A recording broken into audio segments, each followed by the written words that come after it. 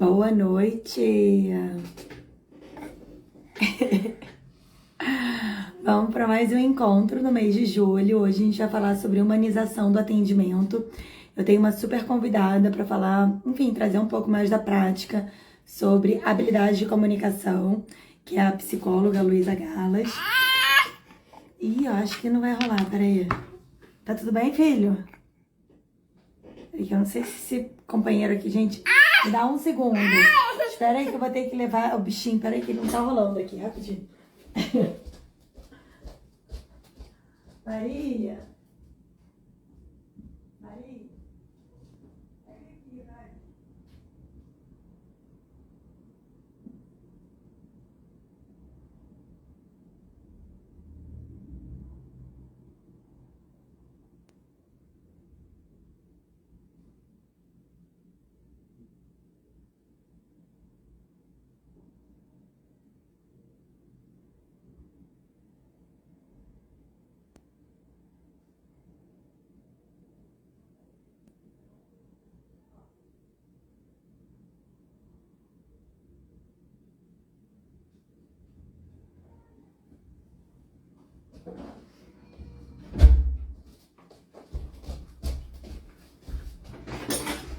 Voltei, gente. Vamos lá. Então, ó, pessoal que tá chegando, hoje a gente vai falar sobre humanização do atendimento. Tem uma convidada que é a Luísa Galas. E a gente vai falar ali um pouquinho sobre habilidade de comunicação. Acho que a Luísa já tá aqui na sala. Então, tem várias questões que eu queria, enfim, queria explorar essa noite. Uma delas é sobre a questão de como que o profissional de saúde ele pode ter mais ferramentas, mais estratégias para trabalhar a mudança de comportamento do paciente, a mudança de hábitos, tá? Existe várias bases teóricas interessantes, desde a entrevista motivacional, a terapia cognitivo-comportamental. Acaba que o psicólogo ele acaba recebendo um pouco mais dessas informações, mas eu entendo que hoje, se você até joga, por exemplo, no chat GPT, dificuldade no emagrecimento,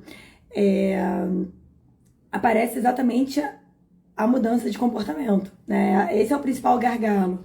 Porque se você coloca no chat, por exemplo, qual é a melhor dieta para emagrecer, ele vai trazer que é uma dieta balanceada, baixa em ultraprocessados, ou seja, informação as pessoas têm. E o que está faltando é exatamente formas de se comunicar para manter essa motivação intrínseca, para ajudar o paciente no processo de mudança, para guiar esse paciente. E por isso que hoje resolvi convidar a Luísa para a gente explorar um pouco mais desse olhar do psicólogo e como outros profissionais de saúde podem ter essas ferramentas para poder... deixa eu saber se vai dar tudo certo aqui para a Luísa se conectar.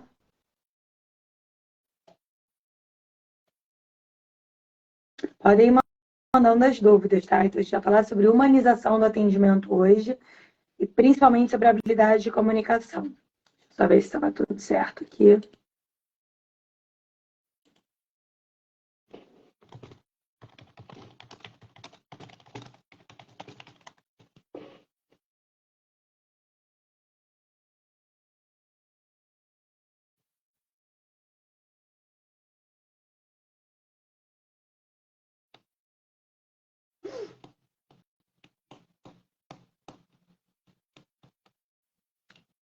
Vamos ver.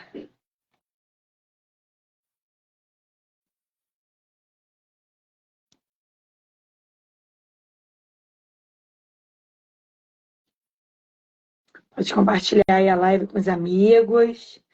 E eu não está conseguindo participar. Por que será? Luísa, normalmente a gente faz pelo celular. Não sei se está tentando fazer pelo computador.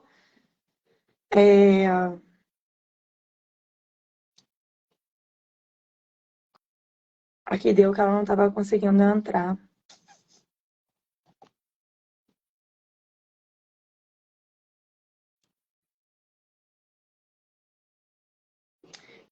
Então, eu vou apresentando a Luísa enquanto ela entra. Então, a Luísa ela é psicóloga, ela fez na UFRJ, fez especialização em terapia cognitivo-comportamental pela PUC Rio extensão multidisciplinar em obesidade e transtornos alimentares e fez aprimoramento em transtornos alimentares pelo Ambulim, que é o maior centro de referência que a gente tem hoje no Brasil.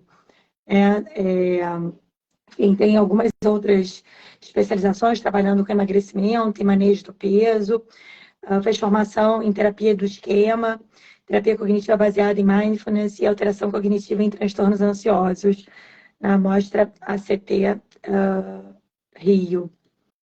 Eu não sei o que vocês entendem aí sobre atendimento humanizado.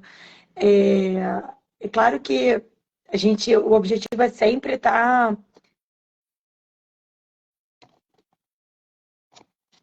Ver se... O objetivo, junto com o paciente, é não estar, ainda mais o profissional nutricionista, né? Trazendo novos problemas, né? Então, a gente tem que estar ajudando ele a solucionar problemas. Tá?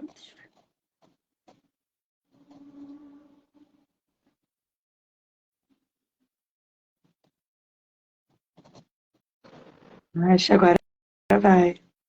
Tentem... E aí? Nossa, Tudo bem? Boa noite. tudo bom, Anne? Boa noite. Desculpa a demora e a enrolação. Foi o aplicativo. Sempre tem. Ao vivo é assim, né? Não tem Sempre outro tem jeito. alguma coisa. Tem que dar algum errinho.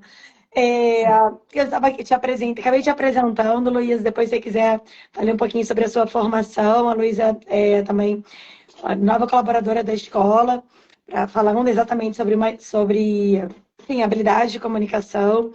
Eu estava aqui, né, confabulando e trazendo algumas questões que eu acho que essa parte de humanização ou de atendimento acolhedor, ou isso acaba dando o profissional, o psicólogo, ele é acho que talvez o único profissional que receba um pouco mais de informação sobre isso quando a gente compara com as outras áreas da saúde, né? Com o educador físico, com o nutricionista, com o farmacêutico. É claro que tem algumas questões que passam aí a questão do atendimento humanizado, como a questão da escuta, ou a tomada de decisão compartilhada, empatia, né? Acho que tem algumas questões que são importantes, mas eu queria que você trouxesse aqui um pouquinho o que você, quando a gente fala de humanização do atendimento, o que você entende? Porque, óbvio, todo atendimento é humanizado, né? Mas o que você entende por isso? Fala pra gente. Eu concordo totalmente com a sua visão, porque eu sinto que quando a gente se forma em psicologia, a gente passa muito tempo aprendendo a escutar, né? E aí essa escuta, ela vai trazendo um pouquinho para a gente também uma compreensão maior, até aí falando um pouquinho da minha abordagem, né, que é a terapia cognitivo-comportamental, a gente acaba entendendo um pouco mais sobre os padrões, sobre como as pessoas funcionam, né? Por que que os comportamentos acabam aparecendo? Então, quando o psicólogo está em sessão, tá trabalhando, né, está no lugar de profissional, eu sinto que ele acaba recebendo uma quantidade de ferramentas maior para ter menos aquele impulso de julgar, ter menos o impulso de fazer algumas generalizações, aplicar alguns rótulos. E a gente sabe que às vezes nas outras áreas da saúde, né, é exatamente o que você falou.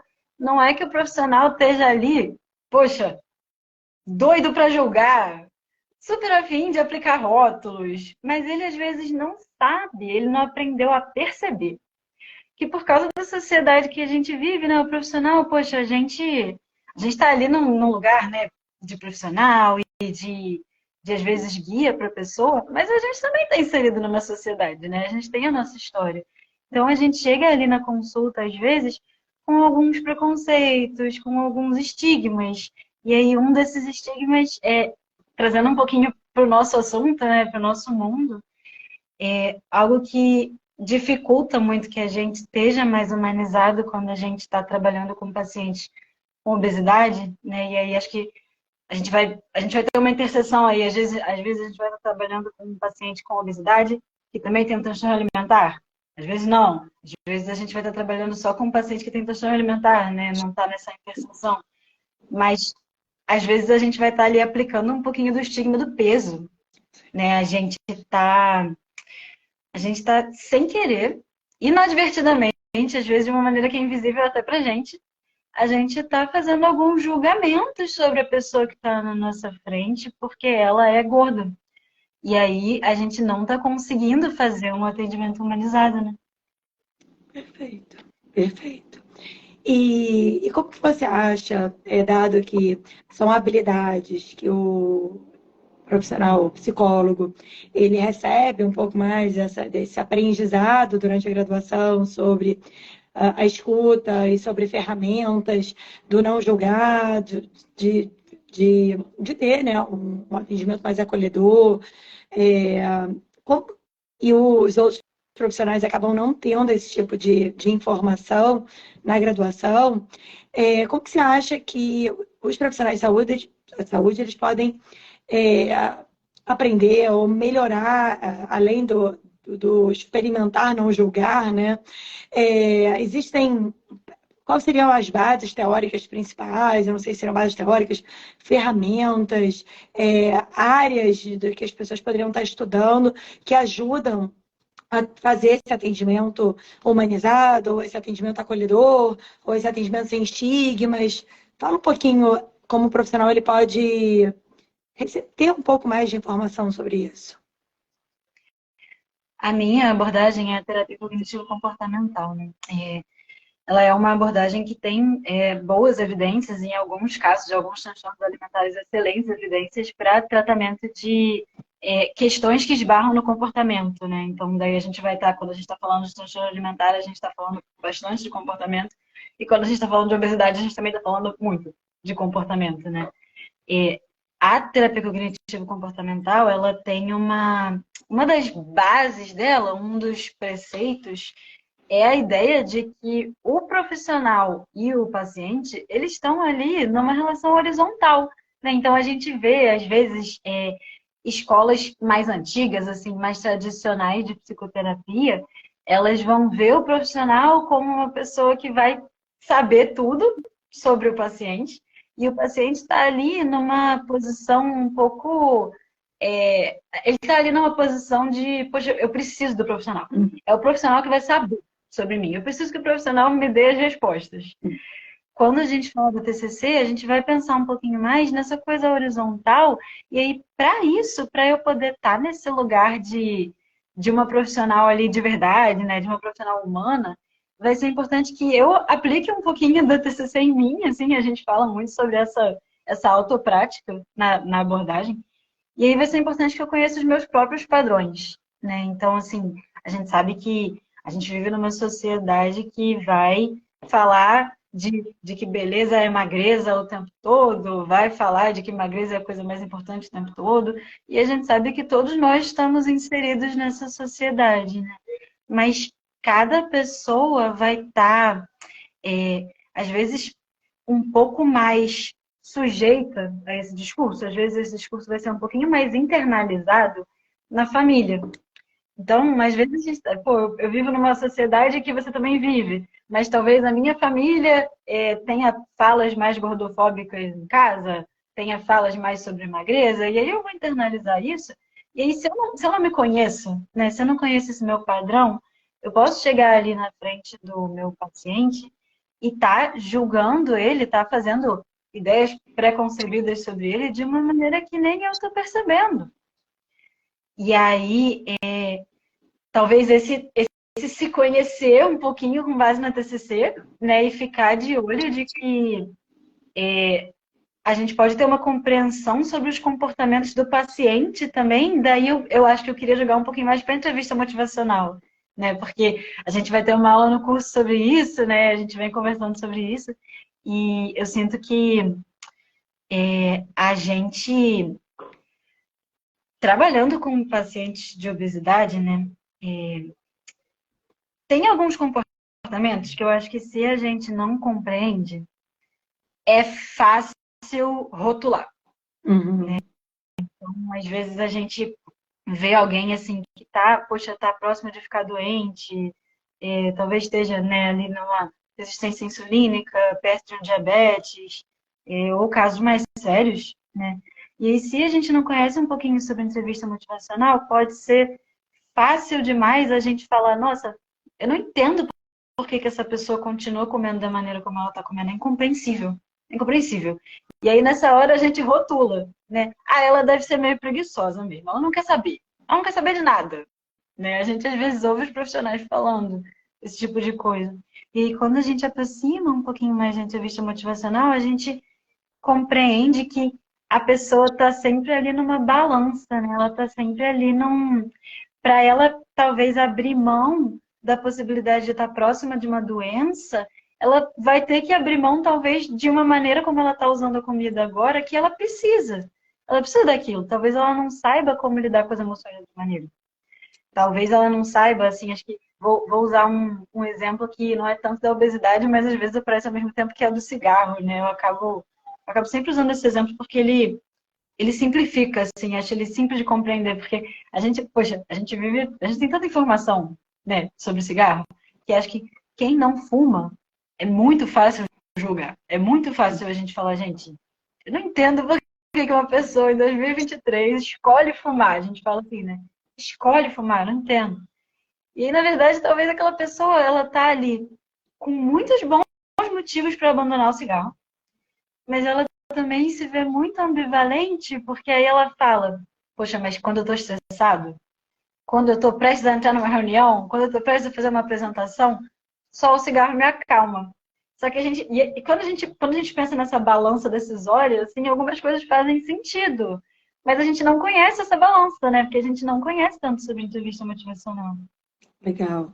Você falou aqui tanto da abordagem da terapia cognitiva comportamental, sobre a entrevista motivacional e como que é importante, às vezes, colocar um pouco da entrevista motivacional da terapia cognitiva comportamental e entender sobre os próprios padrões de comportamento, os próprios padrões de pensamento, porque você pode acabar levando um pouco do seu padrão para dentro de uma consulta, de uma sessão, né? E aí eu acho que eu queria te fazer uma outra pergunta, e acaba que eu, né, toda a vivência ali de atendimento, e até pessoas que têm, que são muito atarefadas, né? Às vezes até com um perfil um pouquinho mais de paciente mais ansioso, mais com um comportamento mais impulsivo, talvez até mais compulsivo, acaba acessando pouco as emoções, né? Eu já escutei até, não lembro exatamente qual foi o autor que falou, que somos todos analfabetos emocionais, né? E parece que desde criança a gente vai aprendendo a, a, não fica com raiva do amiguinho, não faz isso, que bobeira, não tá doendo, né? Parece que a gente vai podando um pouco a questão das emoções e com o dia a dia se acessa cada vez menos, né? Essa questão das emoções, do comportamento, dos sentimentos. E quando as pessoas chegam até o psicólogo, ou por encaminhamento, ou até o nutricionista, com o objetivo de perder peso, muitas vezes as pessoas buscam ou uma coenzima Q10, ou um suplemento, ou uma estratégia super restritiva, porque ela só responde com baixo carboidrato, né? E acaba que esse lado todo de entender esses gatilhos, entender o comportamento, entender as emoções, ter um olhar curioso e gentil sobre esses hábitos é pouco explorado, né? E aí eu vou falar da nutrição, parece que existem dois campos, assim, tipo, o nutricionista comportamental e o nutricionista prescritivo. E no meu olhar é tão complicado, eu sei que tem algumas particularidades, mas no geral é tão fundamental que o profissional, o nutricionista, né, junto com o psicólogo, mas até mesmo o nutricionista sozinho ainda no consultório, estimular que esse olhar, pelo menos curioso, não que a gente vai trabalhar questões emocionais dentro de consulta, né? Mas esse olhar curioso, e acaba que como se a única forma de satisfazer é a comida, né? Enquanto tem de maneira automática, né? As pessoas nem percebem. Como que, assim, você teria falar alguma coisinha sobre isso, assim? Eu acho que isso tem um pouco de a ver com a terapia cognitiva comportamental, né? Como que outros profissionais poderiam trabalhar um pouco com isso para fazer as pessoas começarem a entender que elas estão sentindo, né? Porque muito dessas percepções podem estar gerando diferentes comportamentos mais impulsivos, mais ansiosos.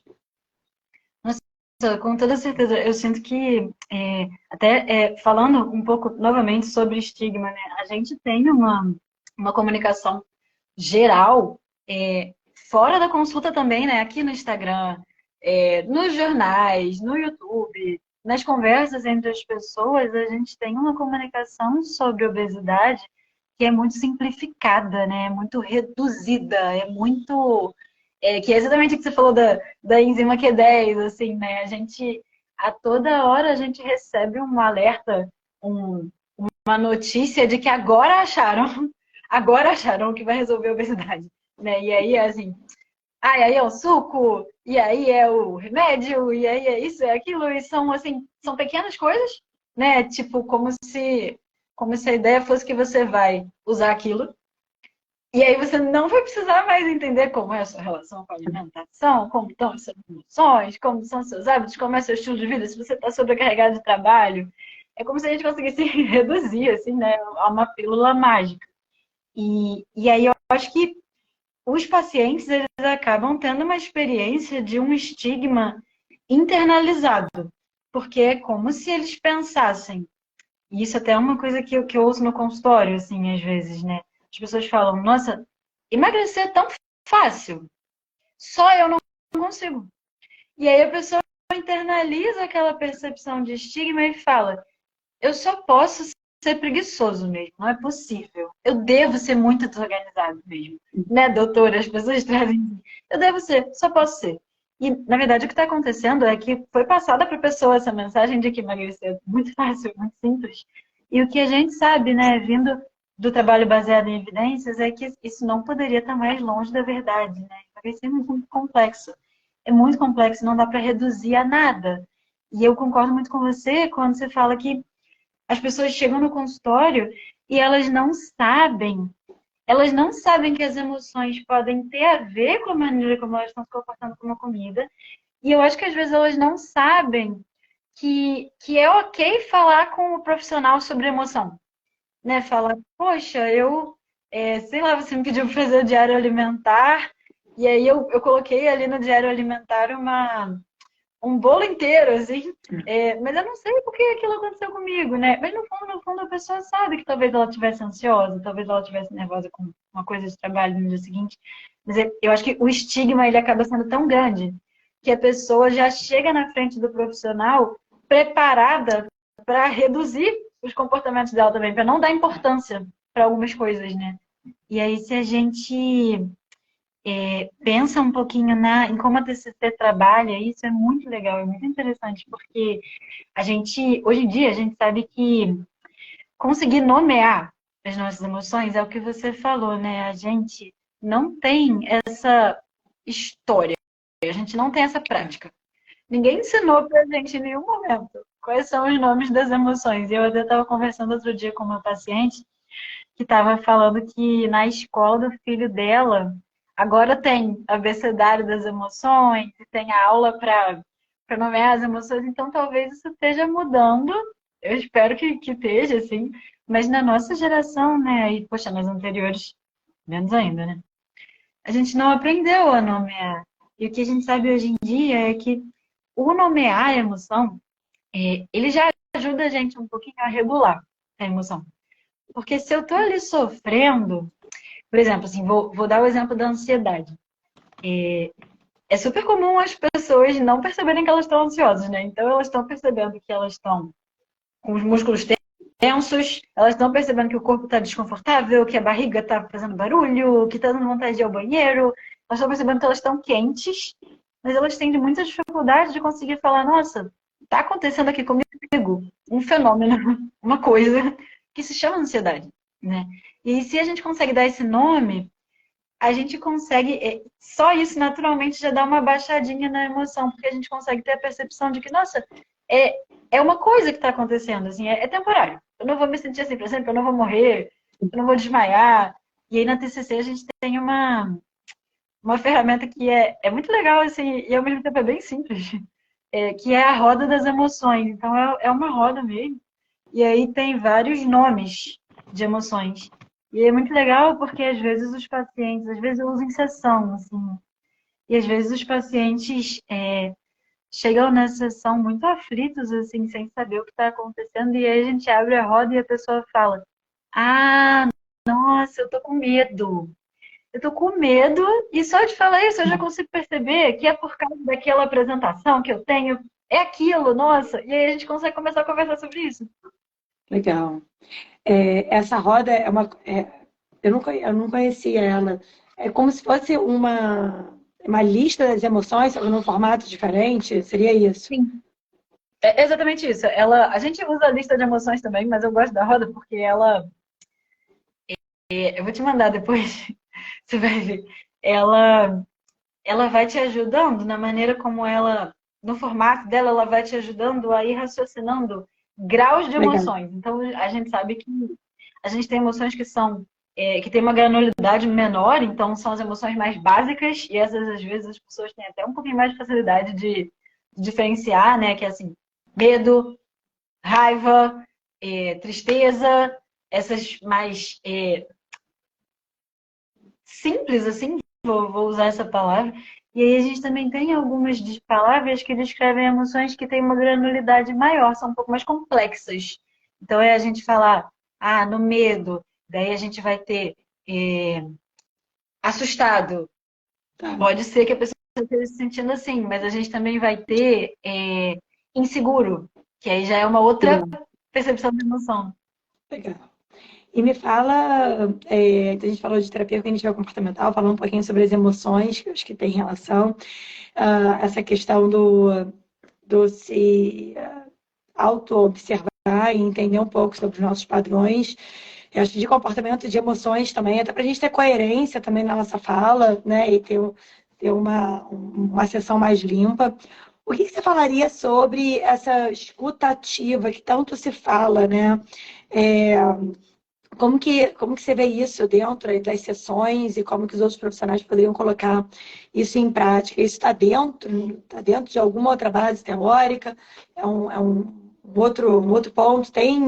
Tem questões ali fundamentais para você dizer, não, cara, esse profissional ele tem uma escutativa, ele sei lá, parafraseia o paciente. Não sei, o que traria aí de para saber, assim, sobre o profissional saber se ele tá tendo esse tipo de cuidado em consulta. Sim, a gente vai ter essa visão sobre a escutativa tanto na entrevista motivacional quanto na comunicação não violenta, né? Que é outra aula que a gente vai ter no curso, né?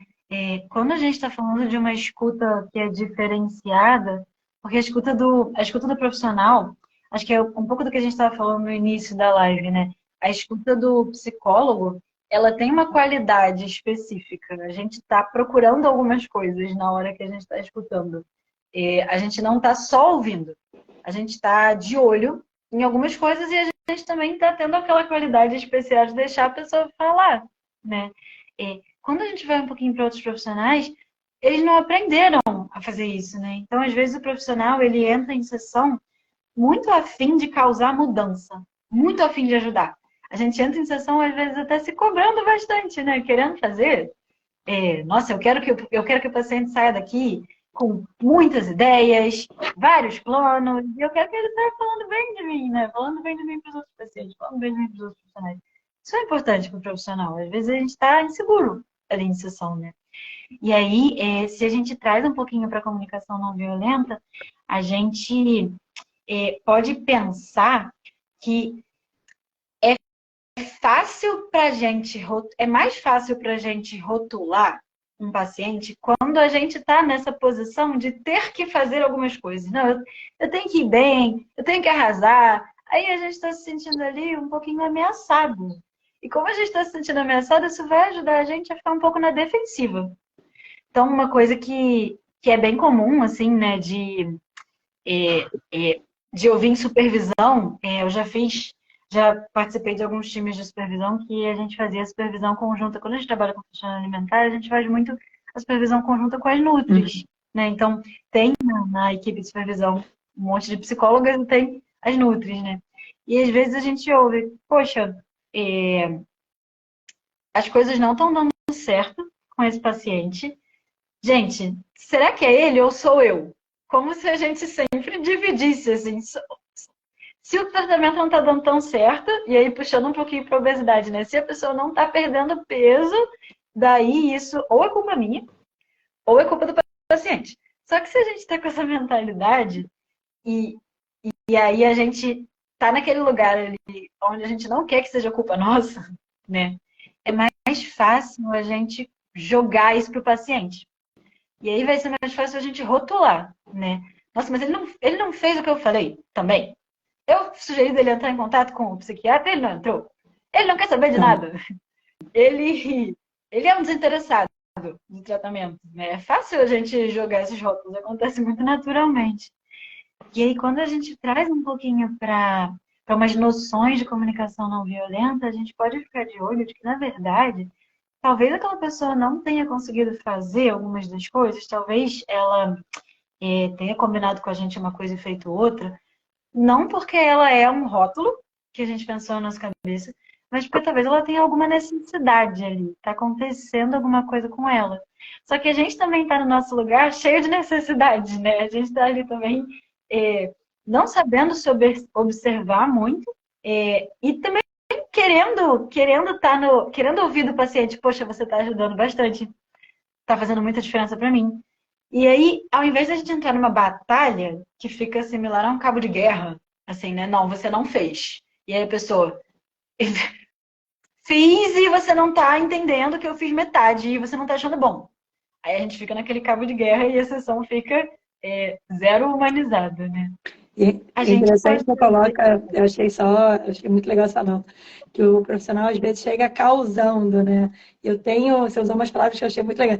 Eu tenho que orientar, né? E se eu não estiver entregando o máximo de mim como profissional, o paciente não vai gostar, né? E de alguma forma o profissional, porque ele não é, você foi falando, eu fui me vendo, tipo, recém-formada, assim. Da gente estar interrompendo a fala do paciente. O paciente, ele pergunta uma coisa que nem é muito uma respeito. Tá ali, às vezes, trazendo questões, você já quer responder logo, sei lá quantos ovos ele pode comer por dia, uma vontade de consertar, de resolver as coisas, né? Então, várias palavrinhas aqui que você foi falando, que eu acho que o profissional, pelo menos na área de nutrição, recém-formado, acho que ele sofre com isso, né? Ainda mais com esse bombardeio que a gente comentou lá no início da live, das mídias, dessa necessidade de estar sabendo de tudo quanto é informação, de, sei lá, coenzima Q10, lá, qual é a vitamina mais importante que tem que tomar, qual é a última dieta que foi publicada, ou a última dieta que foi feita pelo BBB aí, qualquer. Então, então, o profissional muitas vezes chega um pouco inseguro, porque talvez esteja faltando alguma coisa, né? E aí, nessa insegurança, ele na consulta, para se mostrar presente, se mostrar que ele sabe das informações, ele vai falando, né? Ele vai trazendo ali uma série ou de informações ou jogando, né, estratégias. Vamos fazer isso, vamos fazer aquilo. Não, não, mas por que não deu certo? Vamos tentar isso, vamos tentar resolver. Outra, né, deve estar acontecendo alguma coisa, né? Ou, como você falou, né? Será que foi o Nutri que errou, o paciente que errou? Alguém errou para o Tem que negócio não ter ter acontecido, né? alguém. Alguém errou, teve até algum culpado aqui nessa história, e talvez eu com a minha bagagem toda não seja eu, né? Então, acho que tem várias palavras muito interessantes, porque eu, sinceramente, eu vejo profissionais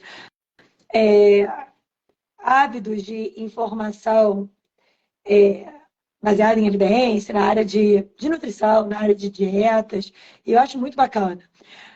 Mas a minha percepção é que existe um gap que as pessoas nem sabem quão importante é ter habilidade de comunicação para, de fato, ajudar a pessoa que está buscando ajuda no consultório. Talvez eu tenha sido meio prolixo. Mas, assim, eu realmente acho bacana, assim, se a gente entender sobre fitoterápicos, entender, tu falou aqui na área de nutrição, né? Estratégias dietéticas, de conhecer a última diretriz publicada lá pela BESO, mas eu realmente acho que parece que os profissionais ainda não entenderam quão importante se munir de uma boa base teórica, de uma boa base prática, de ferramentas, talvez seja uma roda das emoções, ou seja, né, entender um pouquinho mais dessas habilidades, comunicação não violenta, vida motivacional, enfim, para que ele consiga realmente ajudar, né? Porque o que eu sinto o que eu vejo, às vezes o paciente ele vai pipocando de profissional em profissional, sabe? Cara, parece que ele não me escutou, às vezes até o próprio paciente fala isso, né? Eu falei, parece que ele não me escutou quando eu disse que gostava de carboidrato, por exemplo. Mas mais do que isso, do que essa coisa bem pontual, eu acho que para a gente realmente acessar e com uma escuta não julgadora, né? Entender ali, se colocar, vestir o sapato do outro e se colocar exatamente, ou de uma forma bem próxima, naquele estilo de vida, naquele dia a dia que a pessoa está relatando. Eu acho que eu realmente acho, sinceramente, que essa é a única forma que o profissional pode dar funcionar como um guia, como um apoio no processo de mudanças. Então, assim, às vezes eu fico falando, eu falo sobre comportamento há um tempão. Às vezes eu falo, gente, será que eu tô ficando muito maluca? Porque eu realmente acho que cada vez mais a estratégia dietética ela é menos importante e a estratégia comportamental ela é mais importante, né? E as pessoas buscam cada vez mais estratégias dietéticas. Fala um pouquinho sobre isso, Luísa. Nossa, eu concordo totalmente. Eu sinto que talvez isso venha muito de uma ideia de que o que falta para a pessoa para o paciente de obesidade, o que falta é informação, né? A gente é criado um pouquinho com essa ideia, que até toca um pouco no que a gente estava falando no início da live também, de como toda hora é uma nova coisa, né? Toda hora é uma nova descoberta. E aí acho que a gente, como profissional, olha isso e pensa, bom, então tudo bem. Se eu jogar todas as informações necessárias em cima do paciente, ele vai conseguir mudar os comportamentos dele, com certeza. E, na verdade, assim, isso pode ser o exato oposto do que o que a pessoa está precisando, né? Porque eu concordo muito com você quando você fala de que às vezes a pessoa fica pipocando de profissional em profissional, e isso acontece muito quando a pessoa não se sentiu ouvida, com toda certeza, né? E às vezes assim a pessoa não se sentiu ouvida na maneira como ela quer fazer o tratamento, né? No que é importante para ela, como você falou, né? Poxa, eu adoro carboidrato, e aí eu falei isso para o profissional e o profissional me sugeriu só proteína e cortar o carboidrato. Acho que eu não vou conseguir me adaptar, né? E eu decido ir para outro profissional. Mas isso me acontece muito quando o profissional ele tem uma comunicação que é mais culpabilizadora e a pessoa não se sente, ela fica com vergonha do profissional. Ela sente que ela não quer voltar porque ela não conseguiu fazer as coisas. Só que a gente, hoje em dia, a gente sabe que se fazer as coisas é muito complicado, né? As pessoas não vão conseguir fazer tudo que o profissional sugeriu mesmo. E aí, se o profissional tá ali na sessão, né, com aquela postura bem rígida, não, tem que Autoritária, fazer, tem que autoritária. autoritária, e às vezes isso é uma comunicação, às vezes, corporal, né? Assim, da maneira como a gente se coloca ali, às vezes da roupa que a gente está usando. E isso vem até, talvez, daquela insegurança, né? Que a gente estava falando, do profissional que está ali causando, né? Ele quer que todo mundo saia falando bem, claro. A gente, poxa, a gente compreende, né? Mas o paciente, ele acaba se sentindo um pouco mais julgado, ele acaba se sentindo um pouco mais culpabilizado. E ele pipoca para outro profissional. Ele fala, não, eu vou começar de novo, eu vou para outra pessoa.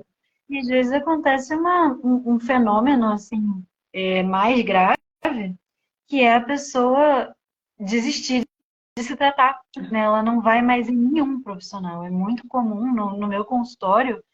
Eu acho que eu posso dizer, assim, que hoje em dia eu tenho umas 5 pacientes, de verdade, que falam, eu não, por favor, não me pede para ir em endócrina, não me pede para ir em Nutri, porque eu não consigo mais. Eu já fui em 10, já fui em 15.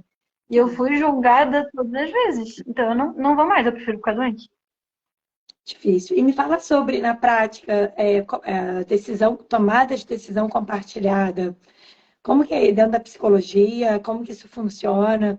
É, eu acho que tem uma coisa muito... Eu queria falar sobre isso, mas eu lembrei das minhas sessões de terapia. E às vezes eu falo, e aí eu fico esperando que o meu psicólogo fale alguma coisa para mim, e ele fica mudo. faz aquele silêncio ele já traz uma série de informações, né? Então, outra coisa que o profissional não, o nutricionista em especial, ele não tolera o silêncio, né? E às vezes o silêncio ele é bem interessante até numa tomada de decisão compartilhada. Na verdade, o próprio paciente está se escutando, né? E aquele silênciozinho faz ele dar uma pequena refletida em cima da fala e às vezes aparecem novas reflexões ali. Mas me fala um pouquinho sobre como que você vê isso na prática, como que vocês fazem isso. Mas é exatamente isso, porque, assim, eu venho, vindo da terapia cognitivo comportamental, a gente também tem dificuldade com o silêncio. A gente também tem essa. A gente vem de um lugar mais de direcionamento, a gente vem de um lugar mais de resolução de problemas, e aí com as novas abordagens de terapias comportamentais, né? Isso está mudando muito, porque cada vez mais a gente sabe, e até isso esbarra um pouquinho na entrevista motivacional, né? Cada vez mais a gente sabe que esse momento que o paciente está falando pra caramba, e aí o profissional tá ali assim, né? Preciso falar alguma coisa, eu preciso me inserir, eu preciso direcionar. A gente, enquanto profissional de saúde, o psicólogo também é um profissional de saúde, né? Então a gente vem muito com essa ideia de eu preciso evitar o sofrimento da pessoa, né? Eu tenho que reduzir a maneira quanto que ela está se sentindo mal. A gente tem que ter uma ideia, a gente tem que ter uma intervenção, a gente quer intervir, né?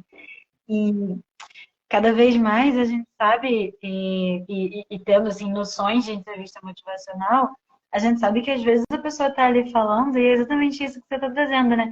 Ela está, talvez, se escutando pela primeira vez.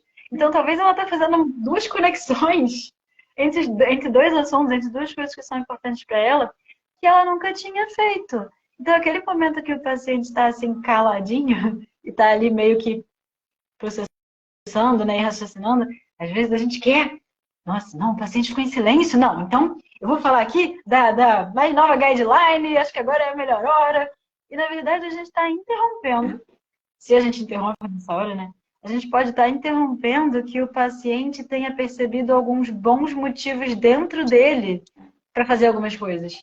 Então, eu me lembro na semana passada eu estava conversando com uma paciente, e aí ela estava falando sobre diário alimentar, né? Que é, assim, é muito difícil, né? As pessoas têm, às vezes, uma relação muito ruim com o diário alimentar. É difícil fazer, e às vezes a pessoa não quer entrar em contato com as coisas que ela vai ter que anotar, né? E aí ela deixa pra lá.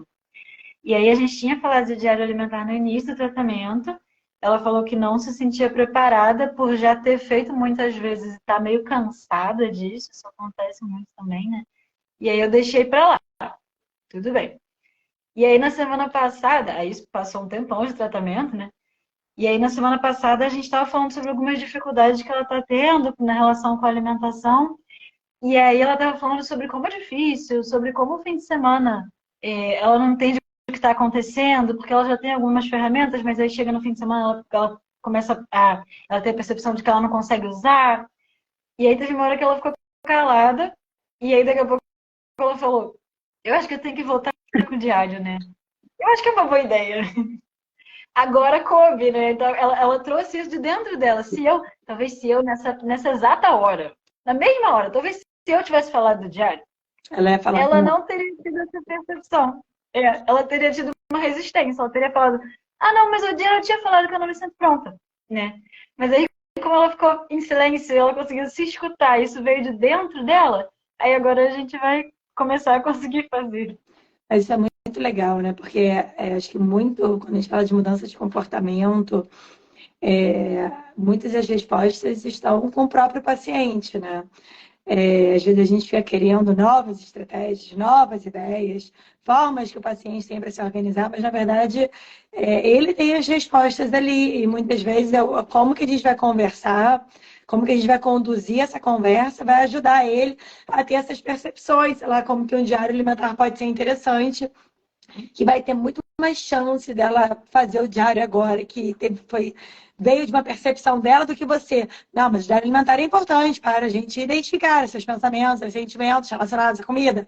Ela fala: eu sei que é importante, mas eu não estou a fim de fazer. Né? Então, assim, isso é muito legal. E a entrevista motivacional, ela traz, né, uma série de de técnicas de comunicação que ajuda na pessoa poder identificar aí, essas, essas percepções, né? Eu não sei se você indica, enfim, né, a Luísa, né, ela falou algumas vezes aqui que ela vai dar um curso sobre habilidade de comunicação, envolvendo, né, a parte de comunicação não violenta, a entrevista motivacional, um curso não super teórico, né, mais prático, bem objetivo. Eu acho que para munir o profissional de saúde dessas habilidades que a gente acaba não tendo muito acesso, e esse curso vai estar dentro da formação em emagrecimento e comportamento.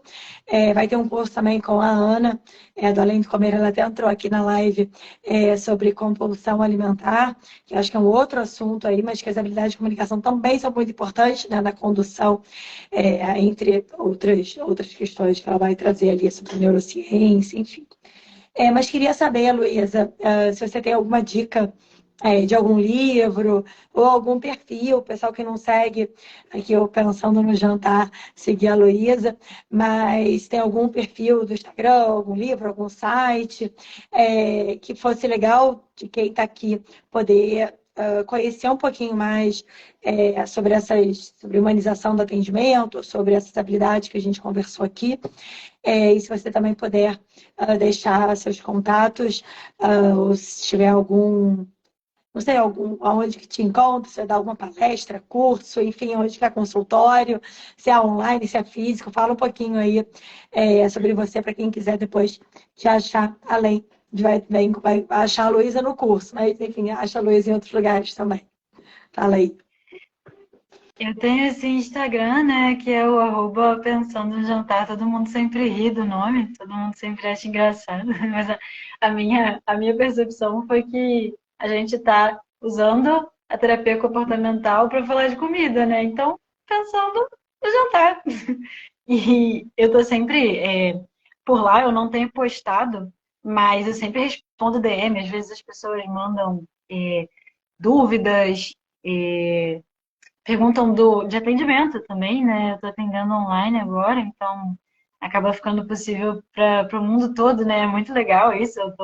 Hoje em dia eu tô com uma paciente que está em Portugal, uma paciente que está na Alemanha, uma paciente que está na Flórida. Agora a gente consegue fazer essa abertura, né? E aí, sobre livro, eu penso um pouco. Eu queria dar uma sugestão mais informal, mas eu pensei em sugestões mais teóricas mesmo.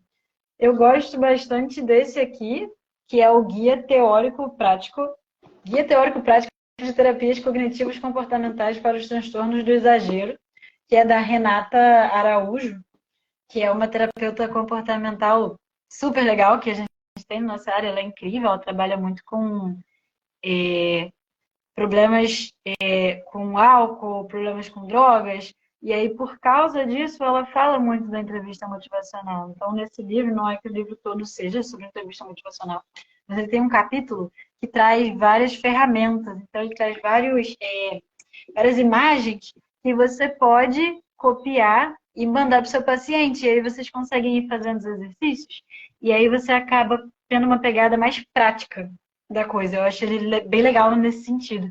E aí, para entender talvez um pouquinho mais assim a filosofia da coisa e sair do prático e ir mais pro espírito da entrevista motivacional mesmo, tem o Entrevista Motivacional no Cuidado da Saúde, que é o livro, o grande livro assim, da entrevista motivacional, o básico, que é dos próprios desenvolvedores mesmo, né? Que são o Roenick e o Miller, que são um americano e um inglês, né? Mas esse livro, ele existe em português. Ele é muito legal, ele é bem... eu sinto que eles são psicólogos, né? Eles são psicólogos que conseguem se colocar bastante na escrita. Eles falam sobre por que apareceu neles a ideia da entrevista motivacional. Aí eles dão exemplos com pacientes deles mesmo. É bem interessante. Legal. Luísa, super obrigada. Pessoal que está na sala, obrigada pela presença. A gente falamos não só de escuta, falamos sobre terapia cognitiva comportamental, falamos sobre entrevista motivacional. Então, farei o possível para deixar aqui nosso encontro salvo. E quem quiser, a gente está com as matrículas abertas da formação em emagrecimento e comportamento, que é um curso de 16 semanas de duração, mas você tem acesso durante um ano. E a metade, assim, é como se eu dividi o curso em 3 áreas, uma parte de nutrição, uma parte de medicina do estilo de vida e uma parte mais de comportamento. E essa parte de comportamento que eu fui crescendo com ela, com alguns colaboradores, como com a Ana, do Além do Comer, e com a Luísa, do Pensando no Jantar. Tá bom? Então, pessoal que quiser depois, manda aí direct, se tiver interesse ainda, a gente está com as pré-matrículas, né? Com o primeiro lote aberto. Tá bom? E, ó, vou lembrar vocês que semana que vem eu vou fazer o treinamento em emagrecimento e comportamento, que é gratuito. Vão ser 3 aulas. Eu vou, na segunda-feira, falar um pouquinho de comunicação, como que eu vejo. A gente deu uma palhinha aqui e eu vou falar mais um pouquinho sobre comunicação, comunicando as minhas ferramentas, estratégias que eu faço em consulta. Então, vou dar uma aula segunda, uma aula na terça e uma aula na quarta, ao vivo, gratuito no YouTube. Tá bom? Então, quem não se inscreveu, dá para se inscrever lá no linkzinho que está na bio. Ou então manda mensagem no direct que a gente responde. Tá bom, Luísa? Muito obrigada mais uma vez pelo seu tempo Eu que te precioso. agradeço. E, ó, uma boa noite, gente. Tchau, gente. Boa noite.